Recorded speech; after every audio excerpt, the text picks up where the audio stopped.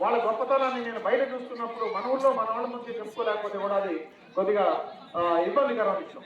రామాంజనేయులు నిజంగా చాలా చిన్న వయసులో అతనికి ఏ విధమైనటువంటి మరి స్వామివారి ఆ యొక్క పూర్ణ స్వామి ఇది అతనిలో వచ్చిందో తెలియదు కానీ ప్రతి ఆదివారం వాళ్ళ ట్రస్ట్ తరఫున పేదలకు అన్నదానం చేయటం, గోమాతల దీనికి సంబంధించిన ఒక ట్రస్ట్ పెట్టి దాంట్లో సేవ చేయటం, అమ్మ ఫౌండేషన్స్ లో వర్క్ చేయటం, అట్లాగే గాయత్రి పీఠంలో దాంట్లో పనిచేయటం, ఇట్లా పరివారం గాయత్రి పరివారంలో కూడా చేయటం ఒక మంచి సదుద్దేశం.